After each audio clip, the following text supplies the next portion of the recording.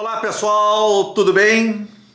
Em meados de 1888, Mohini Chatterjee resolve voltar para a Índia. Está brigado com a Madame Blavatsky, que não poupa críticas ao jovem indiano. O pessoal da teosofia não quer ver ele nem pintado de ouro. Mohini Chatterjee desiste do Ocidente, desiste da teosofia e volta para a Índia. Ele queria atuar dentro da teosofia com uma certa liberdade, uma certa independência, mas logo ele vai perceber que isso não foi possível. A Madame Blavatsky exercia um poder de uma forma extremamente concentradora, era uma mulher bem autoritária, né? Era uma pessoa que não aceitava muita contestação às suas ordens, às suas determinações, às suas interpretações do mundo, né?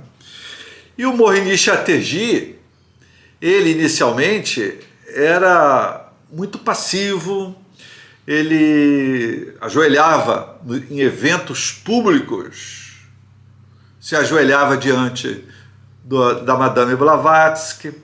Então aquele rapazinho tão bonzinho saiu de cena e apareceu um outro, mais adulto, mais maduro, mais independente, né? E que não aceitava mais cumprir as ordens que lhe eram dadas, um rapaz que tinha ideias próprias. E ele percebeu então que não daria para permanecer na teosofia dessa maneira, né? Ele teria que se curvar à hierarquia da teosofia. Então ele volta para a Índia. Lá na Índia, ele vai reabrir o seu escritório de advocacia e continua envolvido com essas aproximações mágicas. Ele sempre foi um sujeito muito interessado nas fantasias religiosas. Ele foi espírita, foi teósofo, foi maçom, né? Então ele vai escrever livros, contos, principalmente, vai fazer traduções de livros religiosos, e um desses livros ele vai escrever com a Laura Holloway. A Laura, nós já falamos dela aqui no vídeo anterior, sobre o Mohini Chatterjee. Lembra daquele episódio que eu contei, que ocorreu lá em Londres? Um pintor alemão, um artista plástico alemão, iria desenhar, iria pintar o retrato do mestre Kuthumi, que iria aparecer no evento. Então, deslocaram-se para lá os ocultistas, os teósofos, até a própria Madame Blavatsky, que também foi para esse evento plástico espiritual, né? Um pintor médium iria desenhar o retrato do mestre Kuthumi, que iria aparecer para o pintor poder fazer o desenho ali, o retrato do mestre Kuthumi, né? Nesse evento vai estar a Laura Holloway, vai estar o Mohini Chatterjee e vai estar também a Madame Blavatsky, né? Então, é essa Laura Holloway que se auto-intitulava a Chela, a discípula do mestre Kuthumi no Ocidente. Mohini Chatterjee era o discípulo oriental do mestre Kuthumi, e a Laura era a discípula ocidental do mestre Kuthumi, né? Ele vai escrever um livro em parceria com ela. A Laura, ela teve muito em alta lá com William George, que era o presidente da Sociedade Teosófica Americana, né?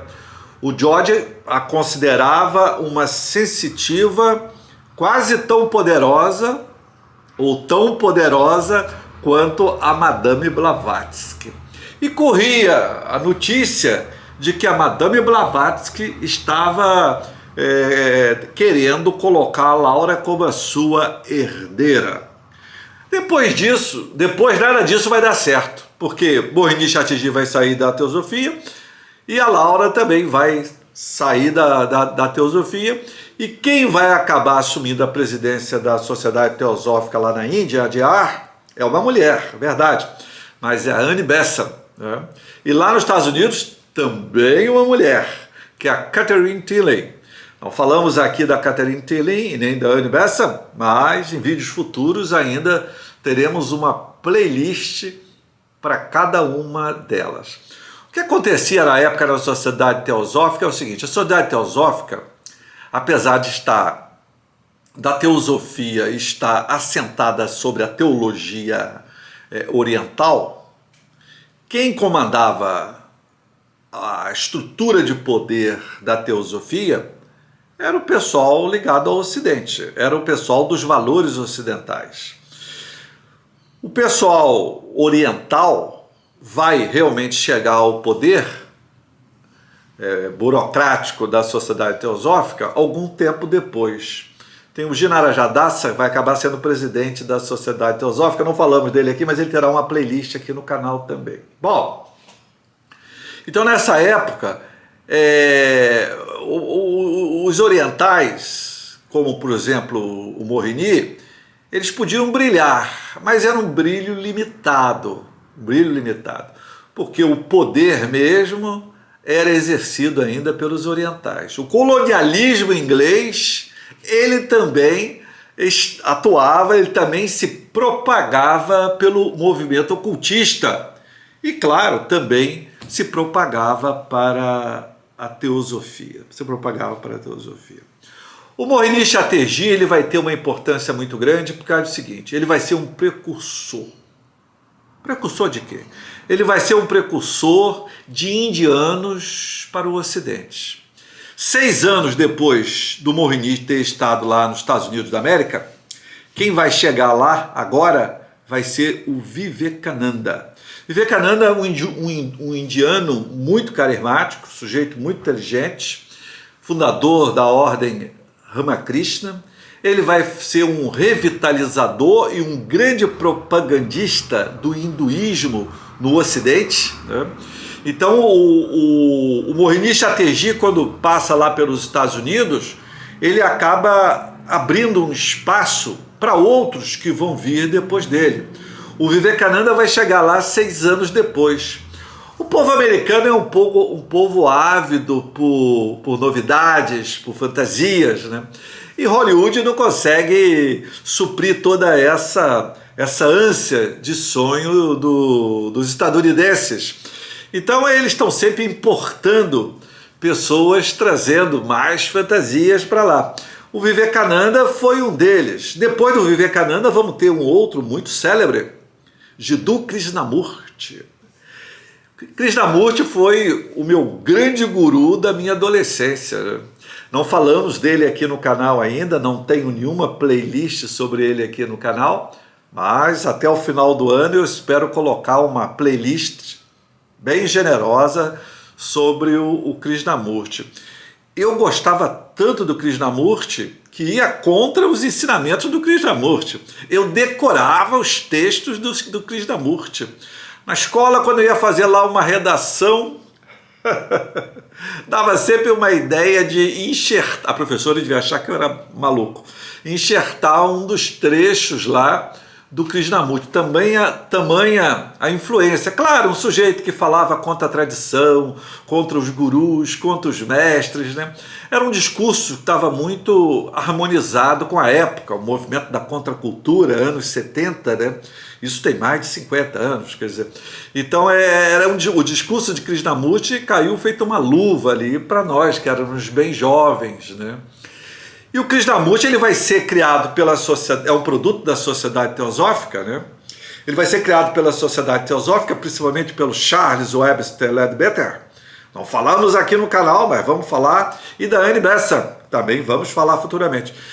Esses dois, principalmente o Charles, eles vão inventar o Krishnamurti. O Krishnamurti será uma invenção deles. E o Krishnamurti é um sujeito muito inteligente, né? se formou, se não me engano, em Oxford. Era um rapaz realmente especial. E ele foi criado desde pequenininho, né? Nós vamos ter uma playlist sobre ele.